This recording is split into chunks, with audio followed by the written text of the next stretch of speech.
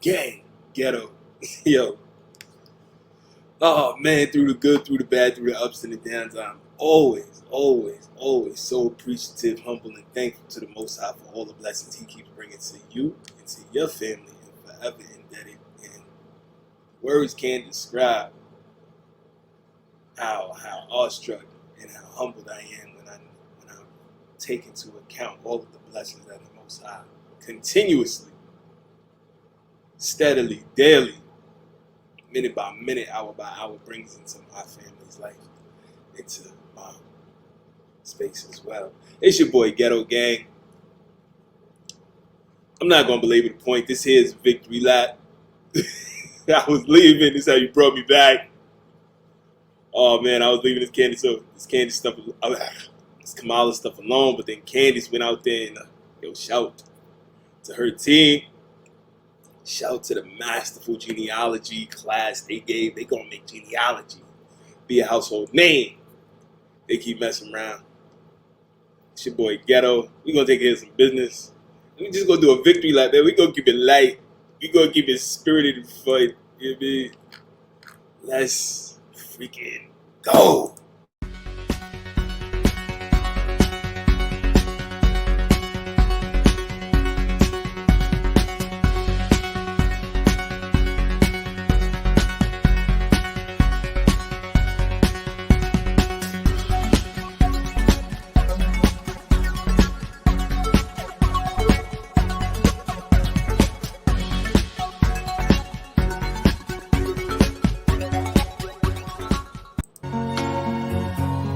I see trees of green, red roses too. I see them bloom for me and you. And I think to myself, what a wonderful world. Copyright disclaimer under Section 107 of the Copyright Act 1976. Allowance is made for fair use for purposes such as criticism, comment, news reporting, scholarship, and research. Fair use is a use permitted by copyright statute that might otherwise be infringing. Nonprofit, educational, or personal use tips the balance in favor of fair use. So,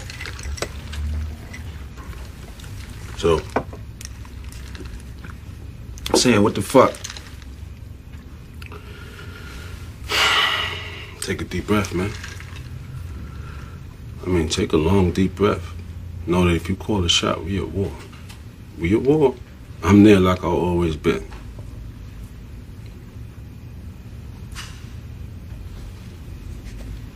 Think about turf, man. It ain't like it was. I mean, you ain't gotta pay no price of buying no corners. Since when do we buy corners? We take corners. Man, you gonna buy one way or another. Whether it's if the bodies we don't lost. Or you're gonna lose. Time in the joint is behind us or ahead of us. I mean, you gonna get some shit in this game, but ain't shit for free. Yo, what I'm concerned about is this black on black crime. Cause we brothers gotta look out for our Nubian sisters. What the hell is he talking about? He ain't black. You are from Korea. What the hell are you talking about? You know Blatt?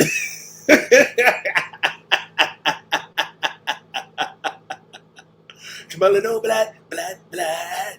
Hey, Kamala no Blatt. Gang, this here is a victory lap.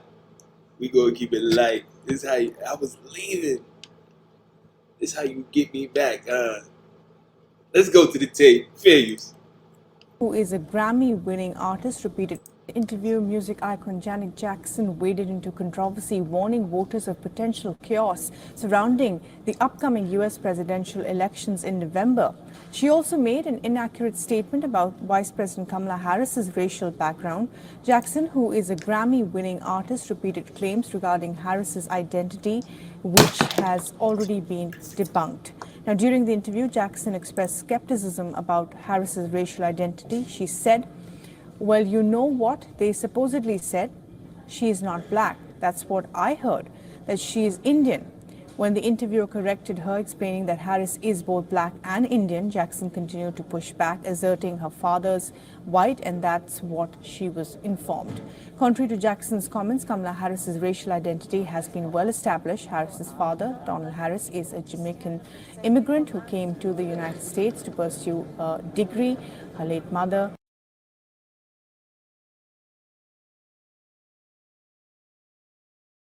What the hell does it mean when y'all say that man is Jamaican? What are you trying to imply? It's like y'all are slyly trying to imply without sounding stupid. Well, obviously he's Jamaican. Y'all making me crazy every time y'all say that. Let's keep going.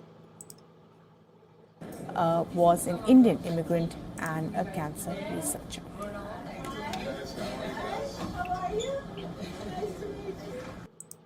She's the latest black celebrity to spread misinformation about Vice President Kamala. Fair use. Pudgy Martin. Let's go. Published Saturday. Oh, Lord have mercy. Janet Jackson, Janet Jackson, Janet Jackson, Janet Jackson. Janet Jackson. I'm not really sure. He's he sound like he said that before. Like he's woken up in a cold sweat. Oh, Janet Jackson. Janet Jackson. Janet Jackson. He woke up when he realized he was alone.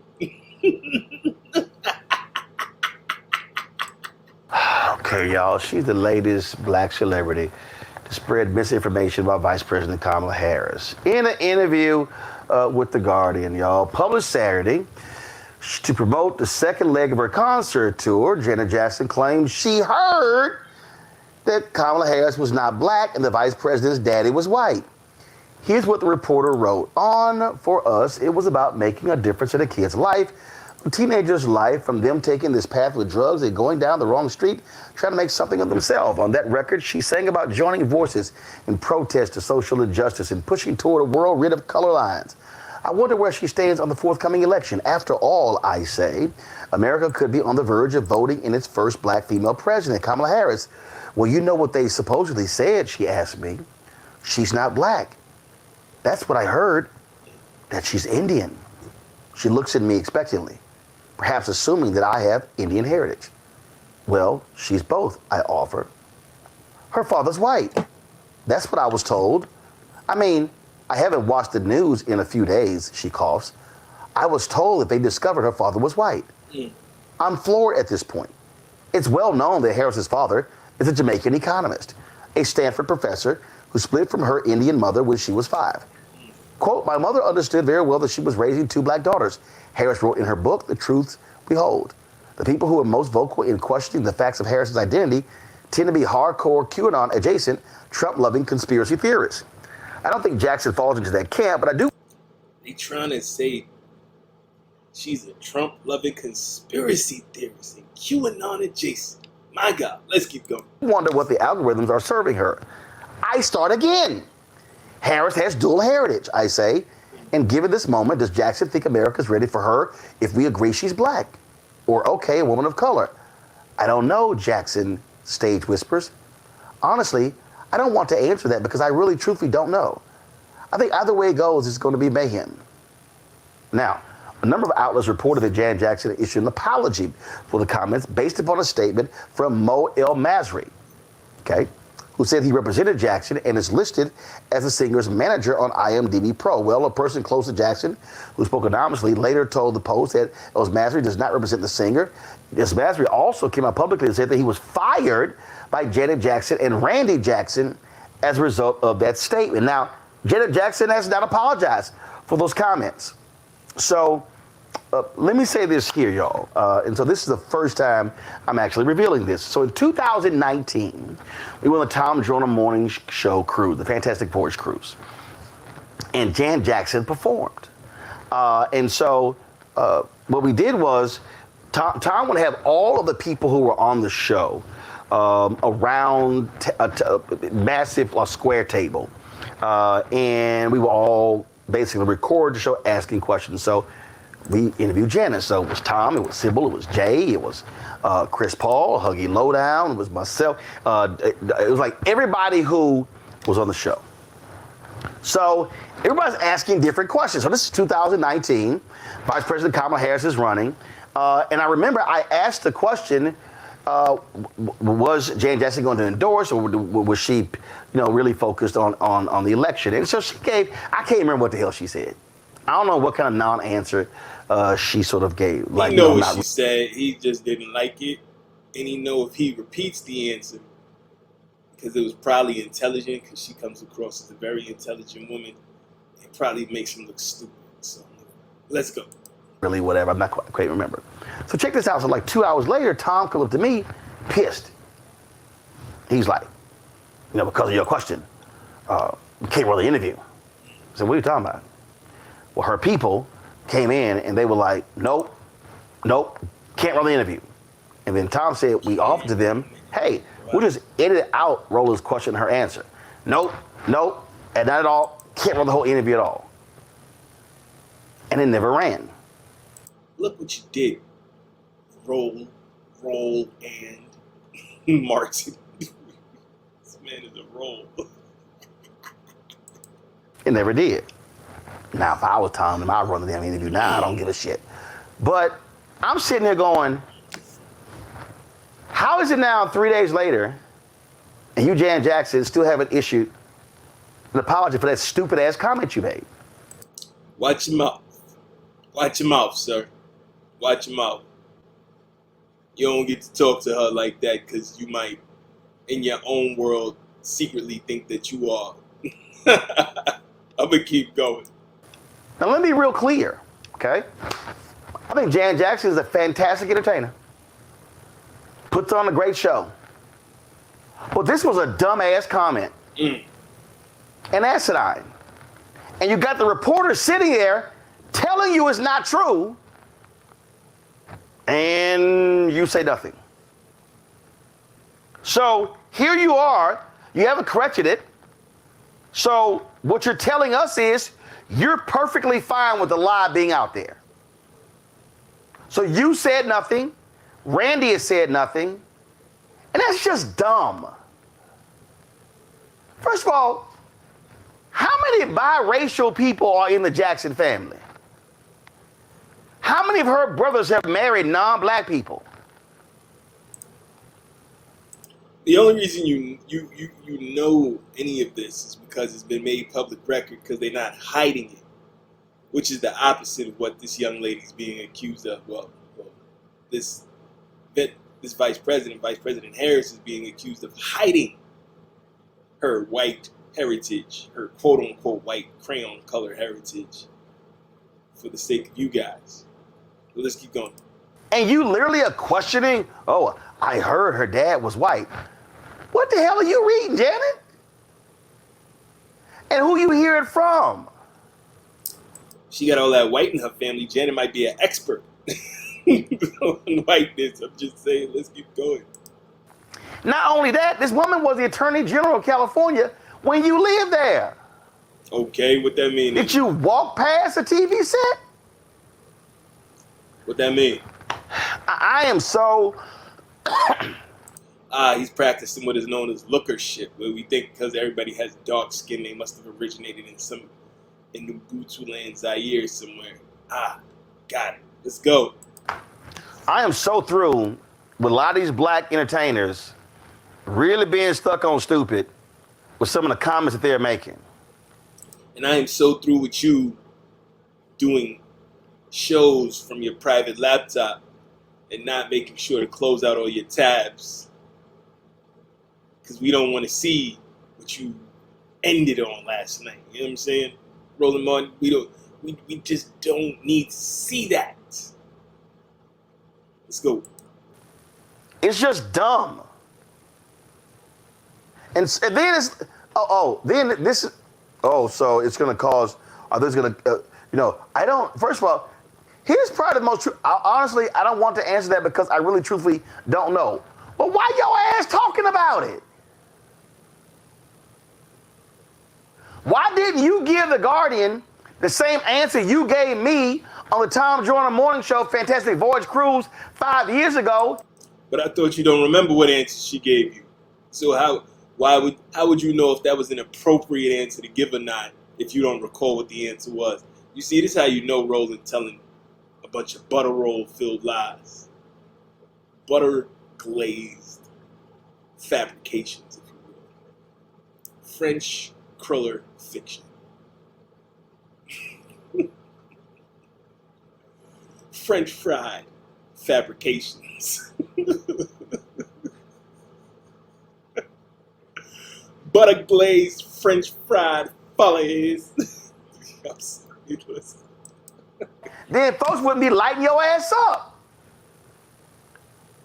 Memo to all entertainers, especially black ones. If you don't... Well, sir, don't you like when things get lit up? Isn't that the only way you like to eat them? You know you like a barbecue, sir. You don't look like you be missing too many. You know what I'm saying? Now, I know, because you know what I'm saying? I got a little chubby myself. So, you know, I'm not rolling.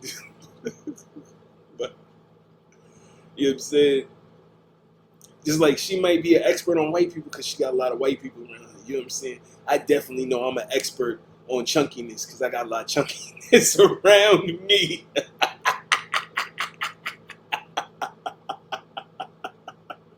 Keep going. Don't know shit about politics. Shut up.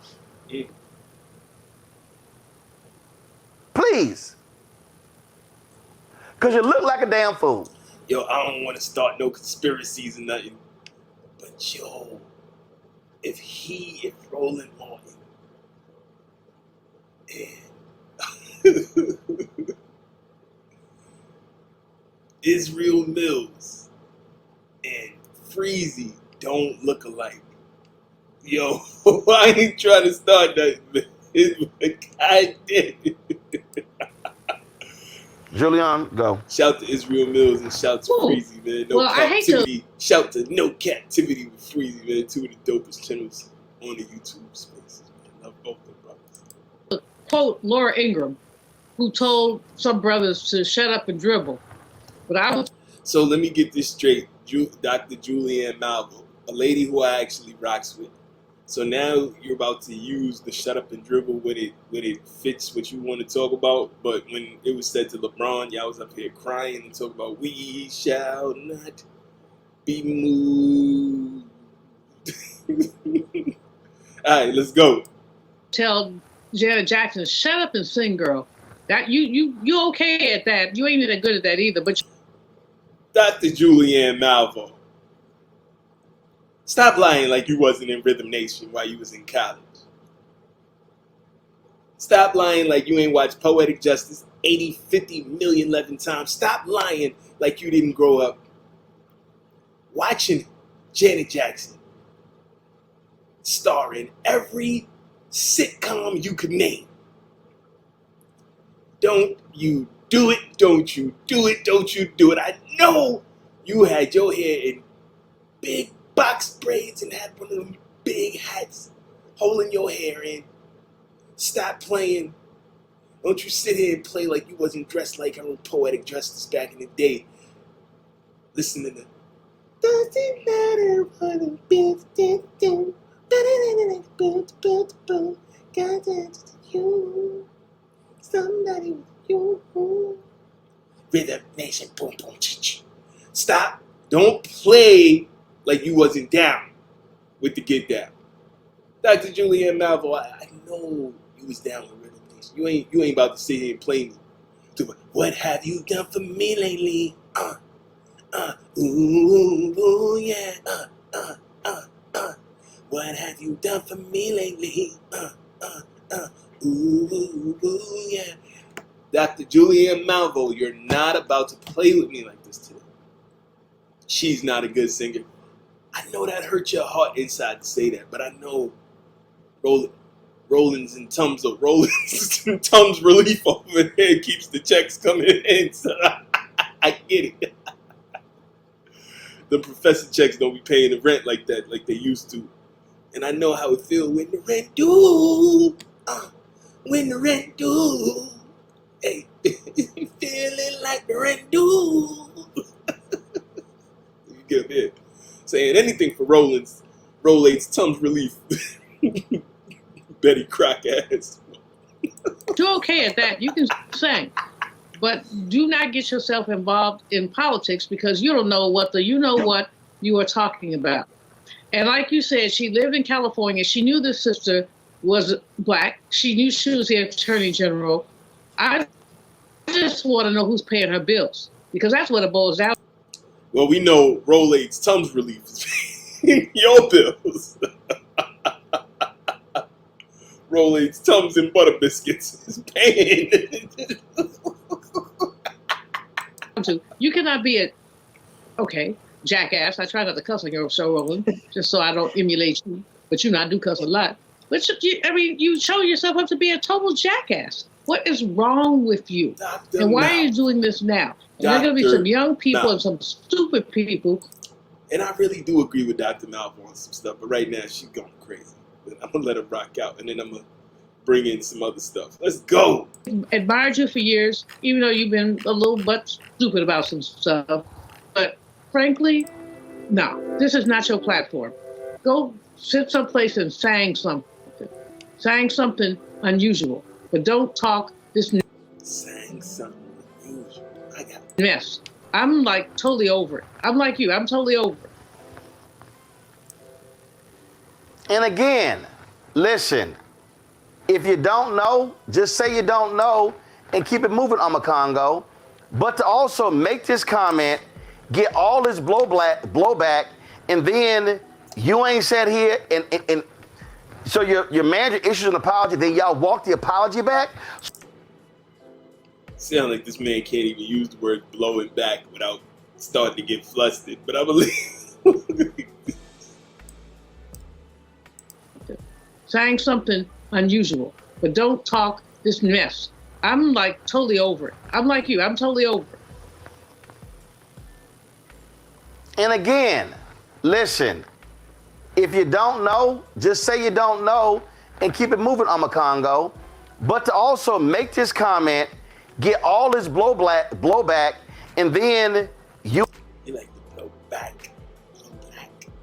Blow. He like to blow back. Blow black. He like to blow black. What in the world? See, Angela Stanton King done started something.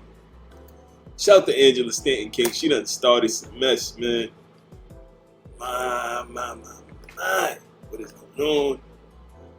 What is going on with these Divine 9? Jesus. Let's go. You ain't sat here and so your manager issues an apology, then y'all walk the apology back? So y'all want the lie to still sit out there? That's dumb.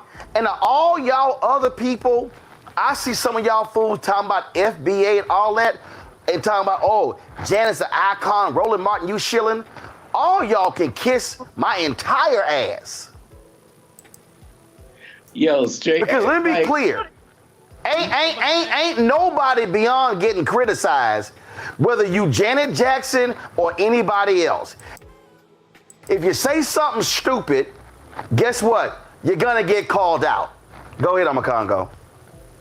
Yeah, so much for, all of the peace and Rhythm Nation and all of that other type of stuff she was singing about. This is another reminder that our entertainers are not our leaders unless they choose to get out there and do the work. I'm thinking of, the John Legends of the world. 5 hours, suddenly we got hit on YouTube with this bizarre age restriction. Fair use. Let's go. Well, happy Tuesday. I can tell you guys one thing. The powers that be really did not like our episode yesterday, because after we crossed 500,000 views in less than 5 hours, suddenly we got hit on YouTube with this bizarre age restriction. We've never been hit with that ever before. It said that we somehow violated the policy on graphic violence and nudity. I mean, what? We literally just read Kamala's book and pointed out a major discrepancy. Mainly that her grandmother, who she produced a photo of herself with, happened to die before Kamala was born. Now, hold on. You mean to tell me that the woman you taking a photo here with, according to the records, passed away before you were born? So is this photo magic Adobe Acrobatics? Is this Adobe Acrobatics? Is this some Adobe Acrobatics right here?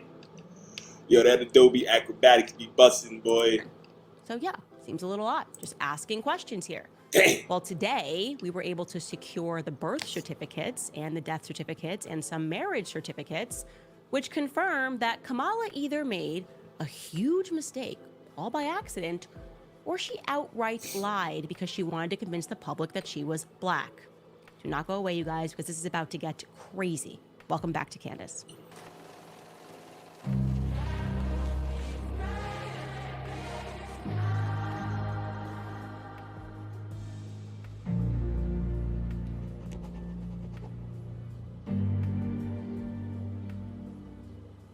All right, so let's recap. Yesterday, I can admit I was completely triggered. I was triggered by the manner in which the Guardian, or a Guardian reporter rather, treated Janet Jackson in a profile piece.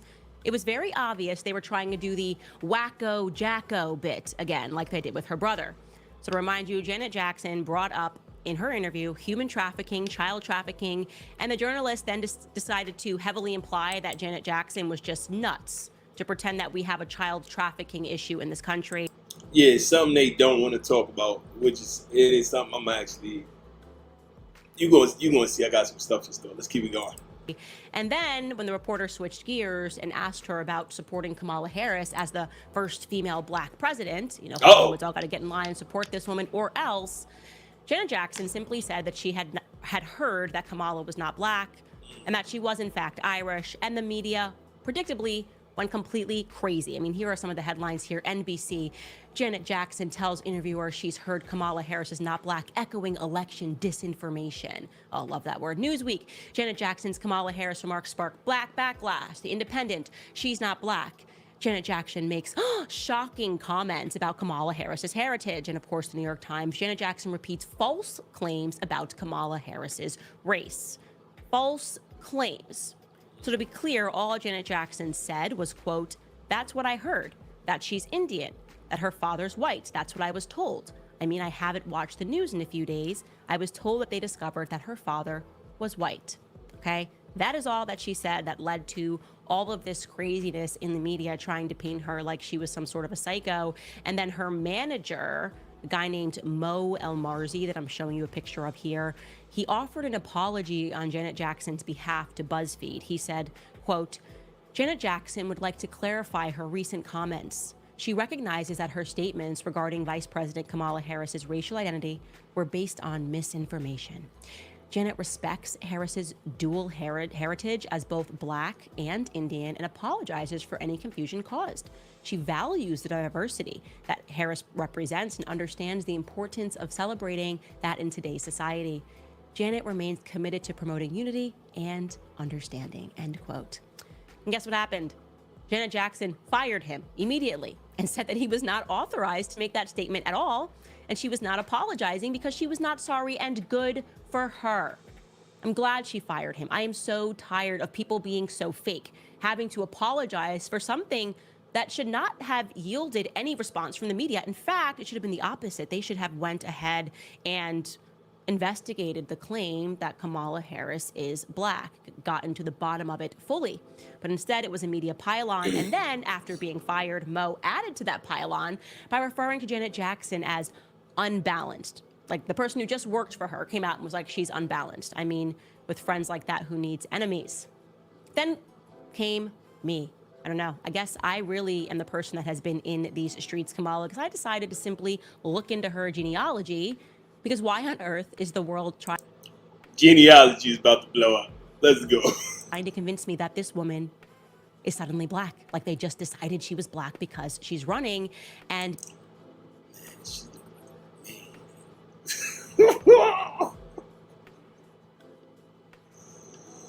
watch out, boy, should you yeah. Oh, here she comes.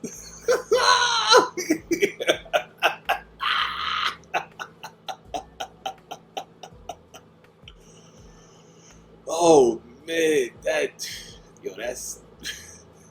I don't even, yo man, that is can't even do it. Yo man, that ain't nothing to play with, boy.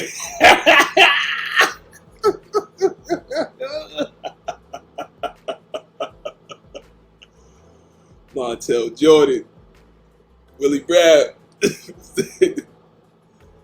Whoa, here she comes. Boy, like, whoa, here you come.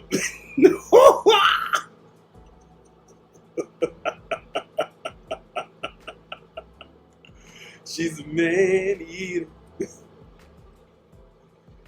She's an eater, boy. Damn.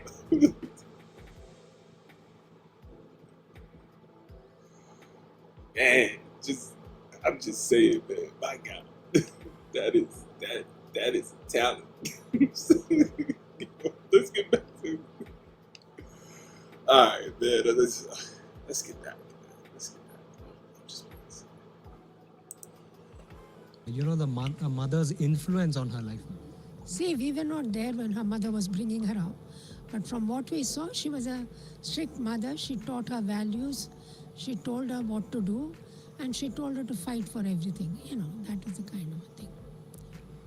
Ma'am, and also now you can see that Kamala Harris has risen to such a high position. Do you see the same streak of rebellion that you saw in her mother in Kamala Harris and in the way she has actually fought her way to the top? Yes, definitely. Because Shamla would have been very happy had she been alive. Unfortunately, she died very young. But, you know, she would have been very happy because she brought them up to come up to this level. And I knew Shamla when Kamala was first fighting for the DA post in San Francisco. I was in California at that time.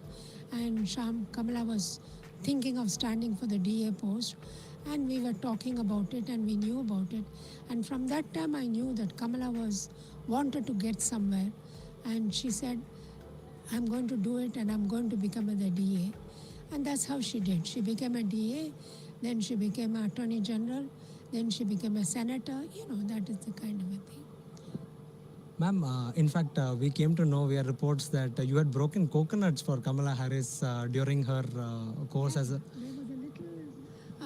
When the Attorney General post was there was a slight confusion in the counting of the post because that was a fight between the DA of California, DA of San Francisco and DA of Los Angeles. So there was a little confusion. So overnight we were on the computer trying to see whether the votes had been counted. So at that time when some confusion I had prayed and then I went and broke 108 coconuts, you know. Ma'am, this time around when she was fighting for her biggest post yet, was there any special ritual you had performed on your own or perhaps on her request? No, I didn't go anywhere because of the COVID. Ma'am, and when was the last time she visited you and family back in India? I think she visited us last when her mother died.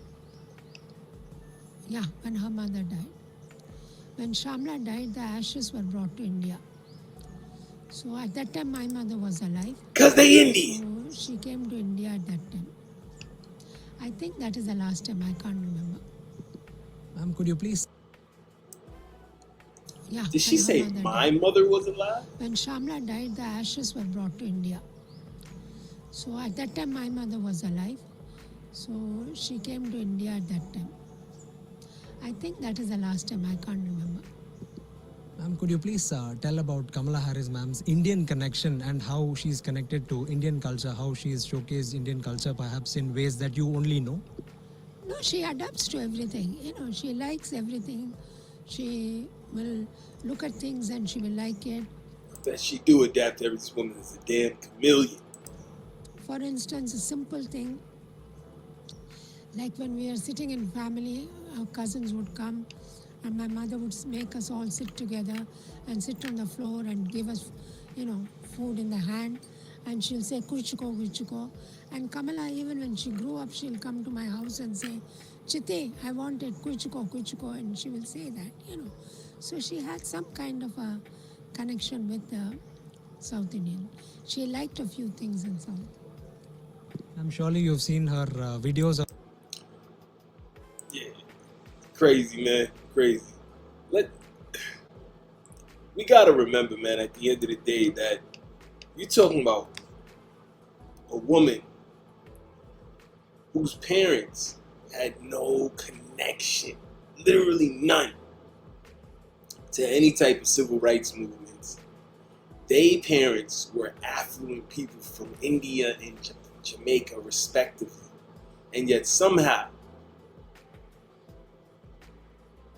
they were allowed to come over here and infiltrate a black studies group and become some of the leading voices in said group and become some of the most influential people to those who would go on and lead the Black Power struggle. You think that just happened by accident, of course. Just that for those who don't remember, New York Times article how Kamala Harris's immigrant parents found a home in each other in a black study group. Donald Hamilton and Kamala Gopalan grew up in British colonial rule on different sides of the planet. They were each drawn to Berkeley and became part of an intellectual circle that shaped the rest of their lives. I'm going to just jump ahead. Right here, this is interesting. Kamala Harris had been born the same year as Mr. Harris in another British colony on the other side of the planet, but her view of the colonial system was more sheltered. The view of a senior civil servant's daughter. She's told him his speech had raised her questions. His speech had raised questions for her. She wanted to hear more. It's interesting they were born the same year. Numbers don't lie. Foreign graduate students who were swept up in the U.S. civil rights movement. Let's bring that back. Senator Kamala Harris often tells the story of her parents' romance. They were idealistic foreign graduate students who were swept up in the U.S. civil rights movement, a variation of the classic American story of huddled masses, welcome to its shores. That's description, however, barely scratches the surface of Berkeley in the early 1960s. The community where they met was a crucible of radical politics as the trade union left overlapped with the early black nationalist thinkers. It brought a wave of black undergraduates, many the descendants of sharecroppers or enslaved people who migrated from Texas and Louisiana into conversation with students from countries that had fought off colonial powers. Senator Harris, who declined to comment for the story, one of the more moderate Democrats in the 2020 field,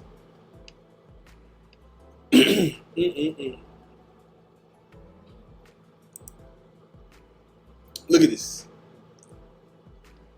Look at this. I had to go there. For decades, the brightest students of the British colonies like Jamaica and India had been sent by reflex to Britain to pursue advanced degrees. But Donald and Kamala were different. Each had a compelling reason to want an American education. Born the same year, just magically both wanted to go to this school and get an American education when, because of their backgrounds and their upbringing, they would normally have been sent to schools in Britain. Let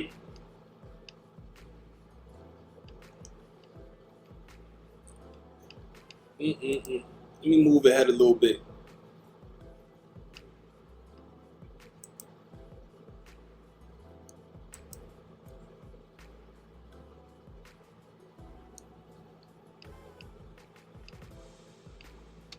Using the scholarship to study in the United States was such a grave departure from custom and tradition, he said. The permanent secretary of the Ministry of Education wrote for advice to an eminent West Indian professor, Sir Arthur Lewis, who was teaching economics at Manchester University. The deliberation took so long that classes had already started when the economist's letter of approval arrived. I was overjoyed, Mr. Harris recalled. 2 weeks into the semester, he boarded a plane for San Francisco. A meeting had been set in motion. Finding a group, Kamala Gopalan fell into important friendships at Berkeley right away. She stood in line to register for classes in fall of 1959. The person standing behind her was Cedric Robinson, a black teenager from Oakland. Cedric Robinson. just happened to be standing in line next to her. All right, cool. In 1960, there were fewer than 100 black students in a student body of 20,000. The historian Donna Murch writes in her book, Living for the City. Now, for those that don't know who Cedric, before I even go further, Cedric Robinson.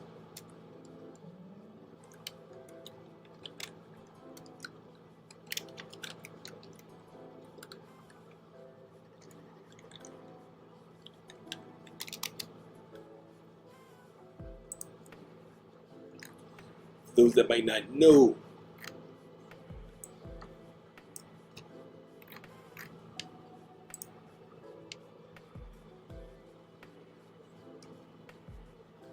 Cedric Robinson wrote one of the most renowned books revisiting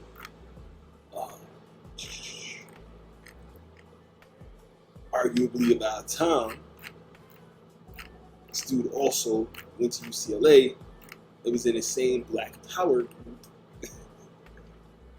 with this woman. Like, how could all of this have happened at the same time?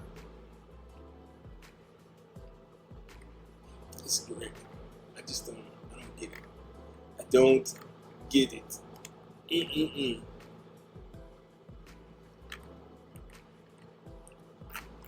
But we'll play the game. We'll play the game.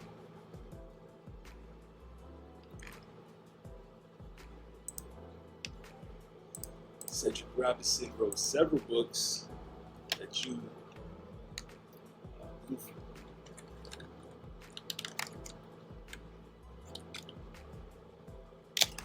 Black Marxism, the making of the Black radical tradition. So these are the people she's influencing, y'all. Like, just think about that. These are the people she's getting to influence. Just to read this excerpt right here, in this ambitious work, the first published in 1983, Cedric Robinson demonstrates that efforts to understand Black people's history of resistance solely through the prism of Marxist theory are incomplete and inaccurate. Marxist analysis tend to presuppose European models of history and experience that downplay the significance of Black people and Black communities as agents of change and resistance. Black radicalism must be linked to the traditions of Africa and the unique experiences of Blacks on Western continent. Robinson argues and analyzes the an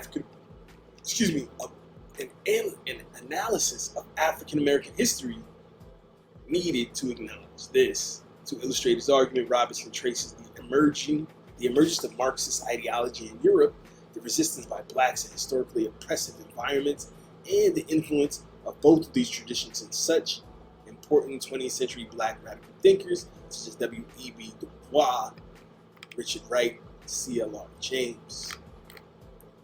Black Marxism, the making of the Black radical tradition. How did she get to be so influential in these people's lives? Oh, it's just a coincidence, girl. She just met him on campus.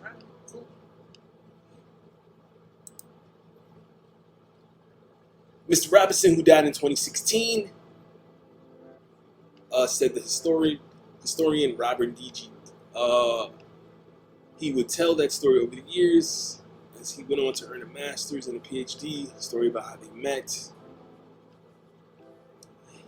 When he wrote his best-known book, Black Marxism, The Making of a Black Radical Tradition in 1983, he listed the old friends who helped him formulate the ideas. They were all Black except for Miss Goplin. How did she get in? They would both become part of the Black intellectual study group that met in off-campus house of Mary Agnes Lewis, an anthropology student there, talking they, meaning Kamala Gopalan and Donald Harris, if that is the brother's real name, because this is getting crazy. This was no casual book club. Reading was assigned, and if you failed to keep up with it, you would pay. At one discussion on existentialism, a community college student named Huey Newton, the future co-founder of the Black Panther Party, was chastised for not having done the reading. So this is a UCLA book club. Huey Newton goes to the community college up yonder, but is allowed to come to this book club and get training along with Cedric Robinson and being influenced by Kamala and Donald Harris, two people who don't share any of the experiences they had, or their parents had, or their great generations all allegedly may have had. Those bare bones gatherings, there was a lot of floor sitting.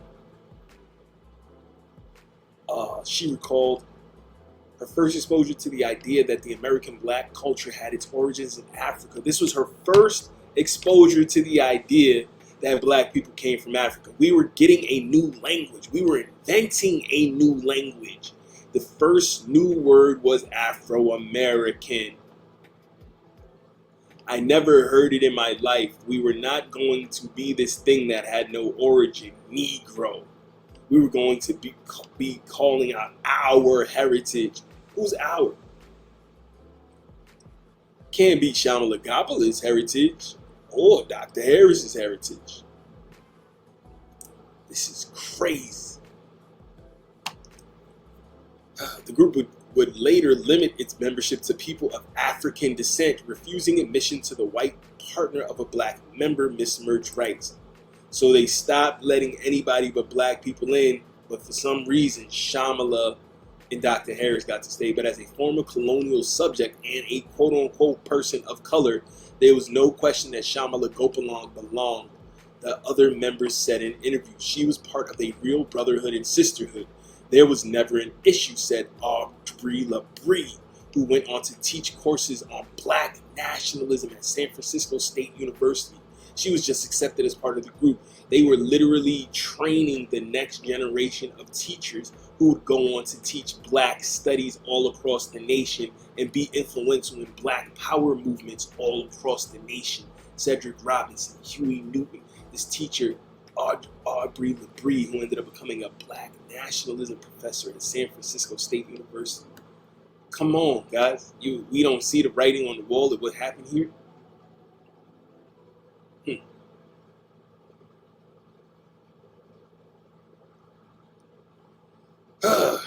This is crazy.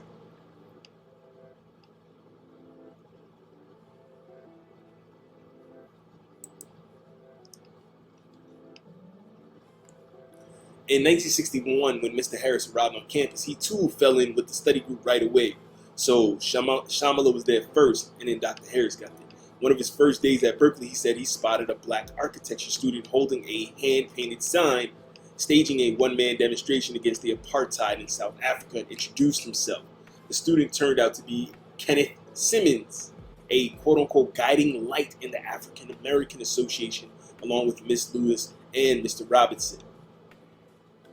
So they just magically befriended the people from this group as soon as they got on campus. And come on, y'all not seeing what's happening. This is great. If y'all don't see the writing on the wall, man, if y'all don't see the writing on the wall, I don't know what to tell you if you don't see the writing on the wall. This is absolutely bonkers. But we gonna keep it going. We gonna keep it going. Their mother flipping use.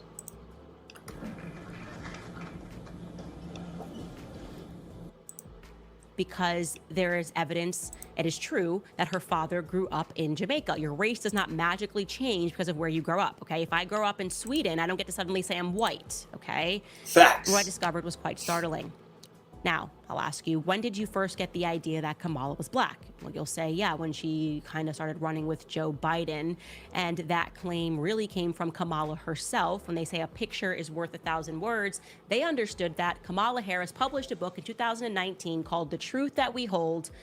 And presumably the book was filled with truth that she was holding. I had a look through it and I saw this picture of her and her grandmother, clearly a black-looking grandmother on page 282 in the photograph section. It reads, as you can see, visiting my paternal grandmother, Beryl, in Jamaica. Also on that same page, there's another photo of her. Again, you can see it's black and white. I'm not quite sure why it is black and white, but it says, when I was 10 months old, I visited Spanish Town, Jamaica. This is me with my mother and my paternal grandfather, Oscar Joseph. And now this guy looks mixed. He looks Asian of some description, but you can see the idea here is that she's definitely trying to introduce, in a manner of photos, things that make her race look more complicated. So I just decided to investigate that, and immediately things got weird, very weird. First and foremost, because it was very easy for me to determine via just a light search online that Beryl, her alleged paternal grandmother that you just saw, died 4 years before Kamala was born in 1960. So last night we decided to continue our research to see if we could find birth certificates and marriage certificates and death certificates, which could further signify those points, and indeed it did. It also raised even more questions about her genealogy, so let's go through those.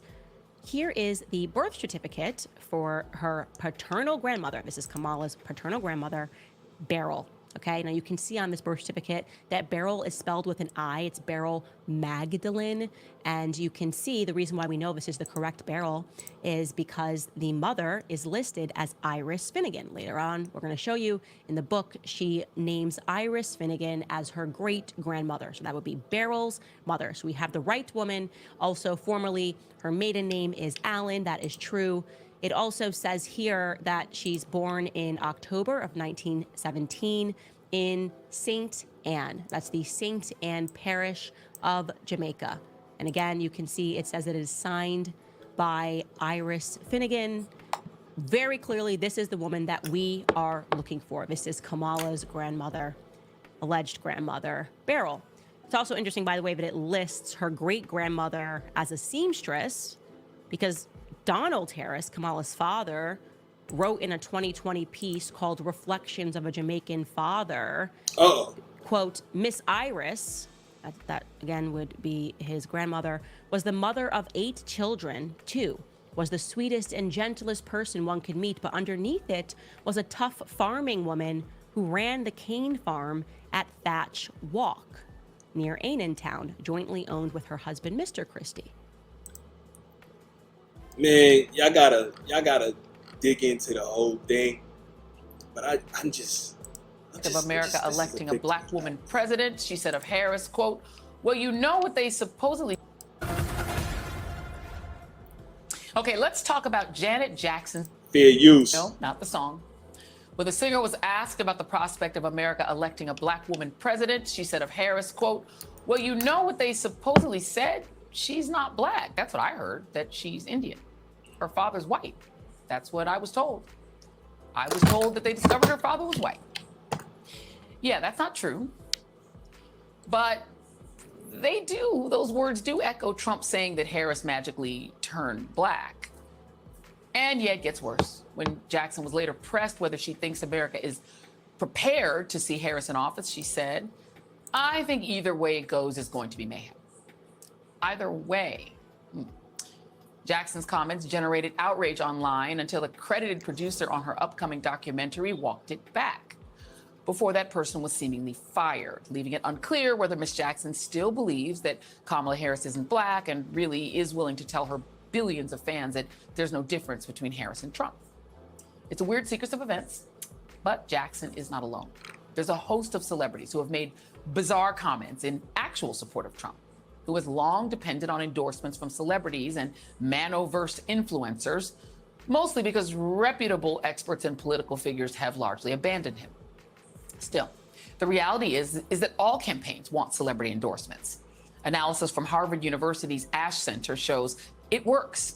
And it's, quote, incredibly powerful when centered around calls to action like registering voters or poll worker signups.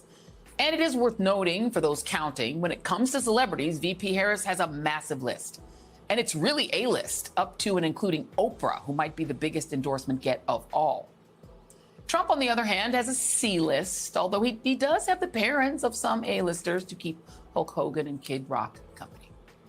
Joining me now is Alencia Johnson, former senior advisor to the 2020 Biden-Harris campaign and author of Flip the Script, the Everyday Disruptor's Guide to Finding Courage and Making Change. I love that idea. I love that book idea. Alencia, thanks for being here. Let's start with, I want to go back to Janet Jackson because I originally didn't want to really do this story because I'm really not trying to embarrass Janet Jackson. I just don't, I'm a big fan of hers. I grew up listening to her.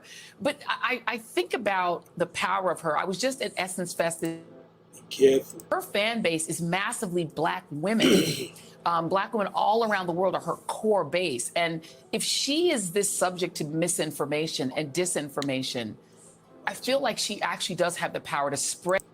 Ms. Reed, be careful with what you say here. Spread that disinformation and misinformation, and that winds up disempowering Black voters, Black women voters in particular. What do you make of it? Well, look, we know that disinformation and misinformation spreads rampant in Black communities, and the way in which we engage them is actually through a lot of culture mechanisms. Not everybody is, well, I'd like to think everybody's watching us, Joy, but a lot of people aren't watching cable news in the way that we think they are to get some of their political messaging. And as you mentioned, Janet Jackson has a huge fan base. Look, I was a Janet Jackson fan before I was a Beyonce Beehive member, right? She also has talked about racism and sexism and discrimination in her music. I mean, all of the Jacksons have, right? And so I think it is great for us to talk about it because people are a little bit disappointed. And this is an example of, to your point, how fast this information spreads rampant and how it's so important for us to combat it everywhere, especially in the digital space where pop culture and entertainment spreads a lot faster than truth and news. Yeah, and the thing is that these celebrities, they have a power, and we were talking about this on the call earlier, is what is the power of celebrities? Like, how do campaigns really use Jackson as mentally unbalanced? And I'll be honest, something came over me. I was just like, fair use.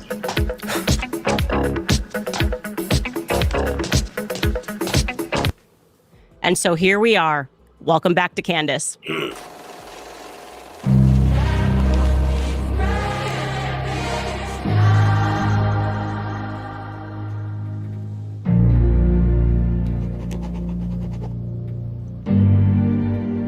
All right, I'm actually really happy it's Friday because I feel like we need the weekend to go through all of the emails and all the documents, and I'm just so obsessed with this now that I just need a day break, or a 2-day break rather, to really dive into this, because now we have an entire family, and I need to look into specifically Vioris's family, other relatives. Obviously, I'm not going to share any of their information. We've found a lot, but it would help. It would help us better understand why Kamala is hiding an entire piece of her family. It's completely bizarre. So what we want to do today, because so many of you guys are emailing me, is to just organize what we know for a fact, plus tell you a couple of new things that we've discovered in the last few hours.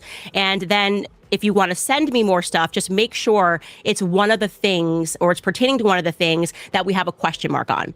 So first, we're going to just go through a timeline of the relevant people. Let's start with Beryl Magdalene Christie. So we're going to actually give you guys this timeline so you can look through it. Anything that is italicized means that it's still a question mark.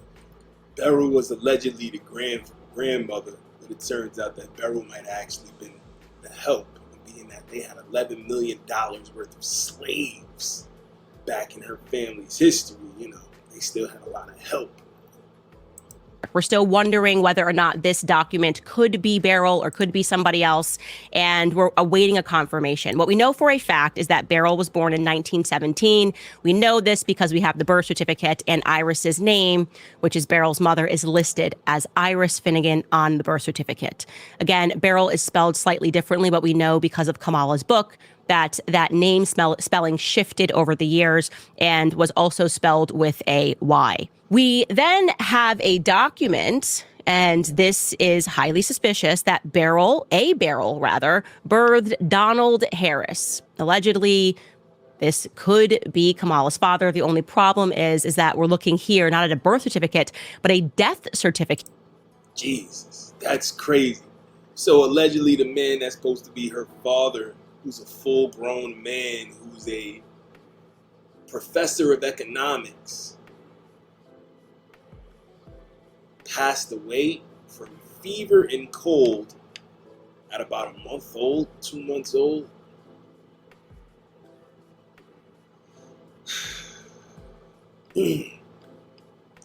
about at a year or 2 years old. I apologize. Age, last birthday, 1 year. Cause of death, he had fever and cold for a month. Beryl Harris was present at his death. Beryl Harris was present at the death of Donald Harris at 2 years old. 1940, the 29th of November. Mount Moriah, St. Anne Parish. St. Anne.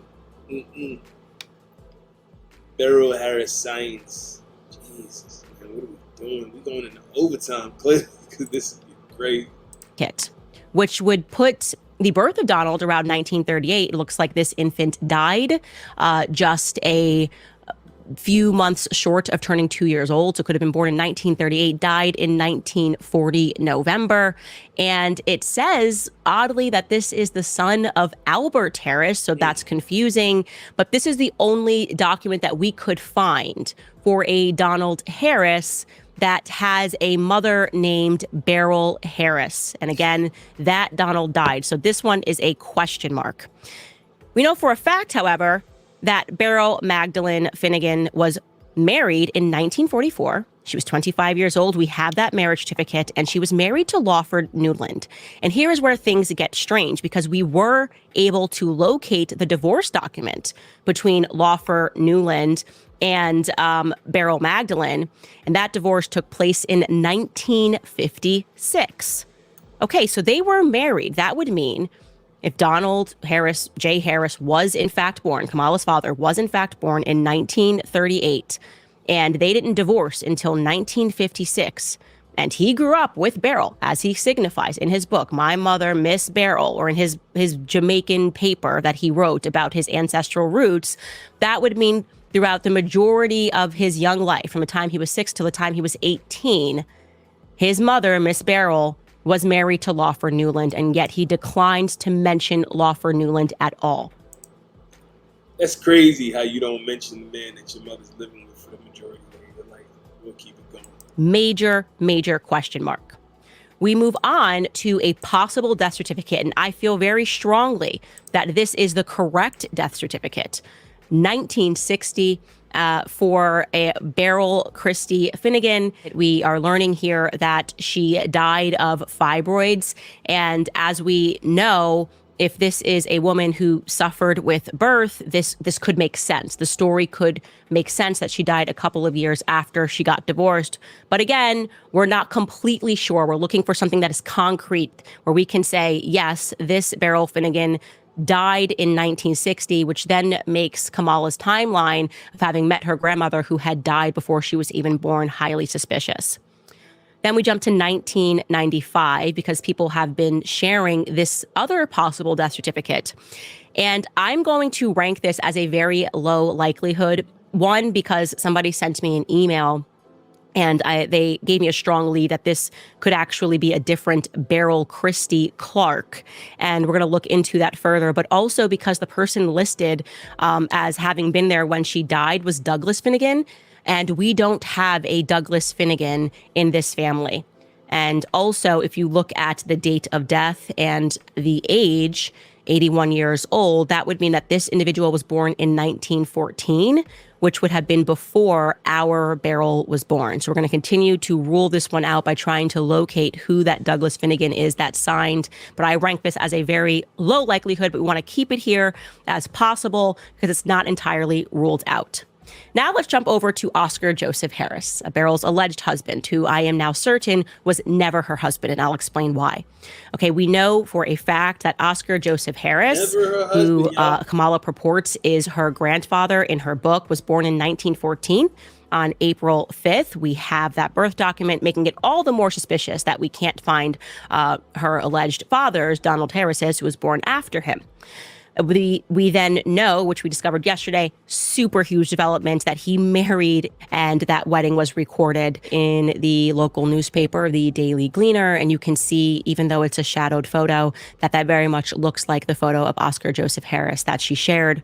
And because of the details that were provided in this article, we know for a fact that it is him because it lists the fact that his brother Newton stood in as best man. And we know for a fact that Newton is the brother. So we know for a fact that they got married, and He died in 1976 in St. Catherine. We have his death certificate.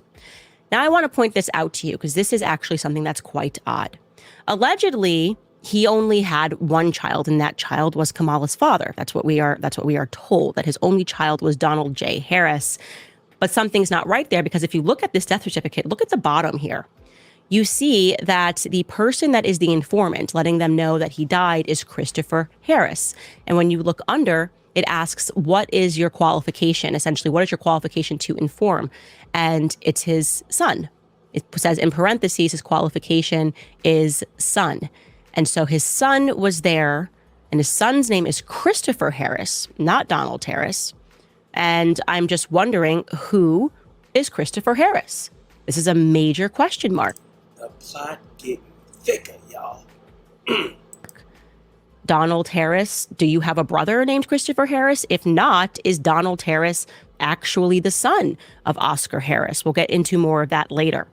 Okay, now Is Donald Harris actually Christopher Harris? let's look at Viora Anita Cambridge Harris, because we know that she got married.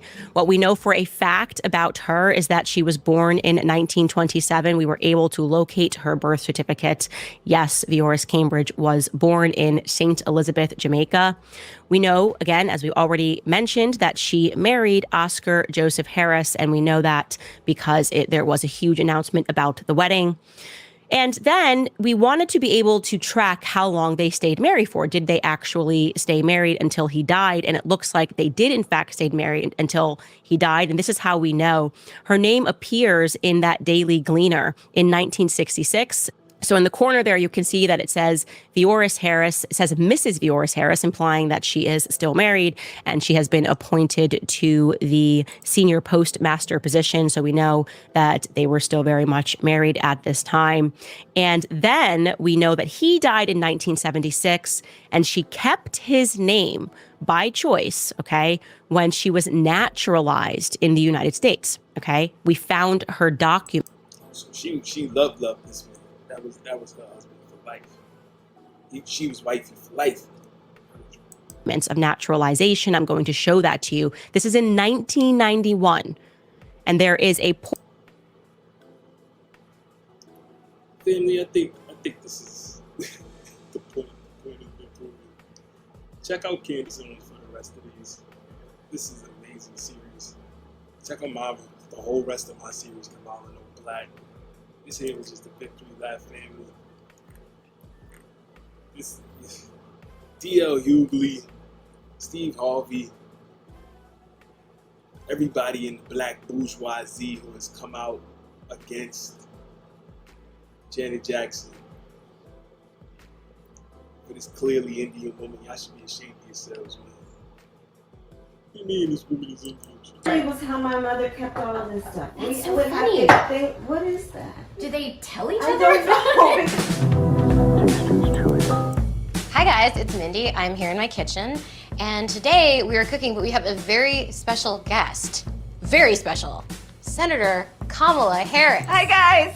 Wait, so here's what I want to know. Okay. Is it respectful to call, like, I should be calling you Senator Harris, right? No, you should not. That's not on my birth certificate. Okay.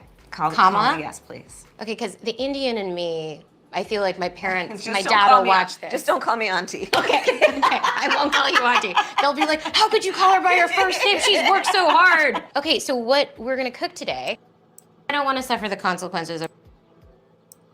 No idea. This is how my mother kept all of her stuff. She's worked so hard. Okay, so what we're gonna cook today, Okay. is an Indian recipe. Yes. Because Yes. you are Indian. Yes. Yes. Okay, and I don't know that everybody knows that, but I find that wherever I go and I see Indian people at the supermarket. She's worked so hard. Okay, so what we're gonna cook today, is an Indian recipe. Yes. Because Yes. you are Indian. Yes. Yes. Okay, and I don't know that everybody knows that, but I find that wherever I go and I see Indian people at the supermarket, on the street, everyone's like, you know, Kamala Harris is Indian, right? It's like the thing we're so excited about to have you running for president. Yeah. So we're both Indian, Yes. but actually we're both South Indian. Yes. You look like the entire one half of my family. Okay, thank you. You do. I've been telling people You we're do. related already, Yeah. so this is perfect. It's basically true. And so, were you raised eating South Indian food? South Indian food, lots of rice and yogurt, potato curry, dal, lots of dal, idli. Yes, idli. That's a deep cut. Okay, so what we're cooking today is two things. One of the South Indian staples is dosa, which is kind of like a sourdough crepe. And then we're gonna make a potato curry, which is the traditional accompaniment. So I printed out, so. This woman is Indian, and that's cool. I have no problem with that, and neither should you. What a wonderful world it would be if we all just accepted each other as we are. Get him smoking. I see trees of green, red roses too. I see them bloom for me and you. And I think to myself, what you think, Smoke? What you think? What a wonderful world. I see skies of blue and clouds of white, the bright blessed day, the dark sacred night, and I think to myself, what a wonderful world.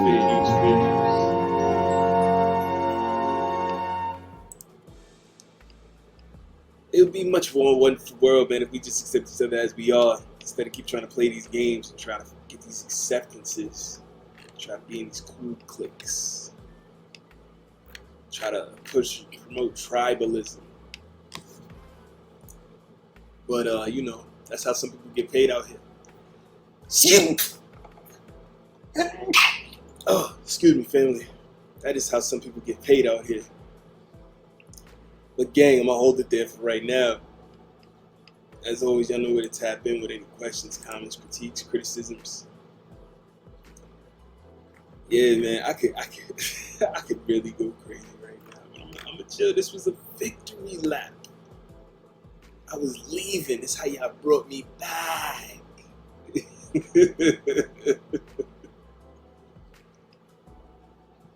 Next time you guys send a budget, I ain't budget.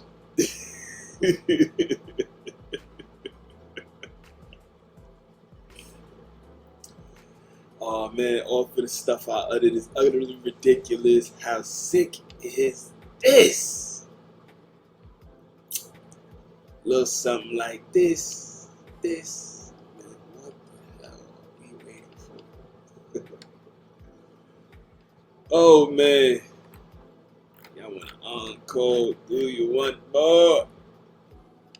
We'll see. Peace and love to the tribe, man. It's your boy Ghetto. We out of here.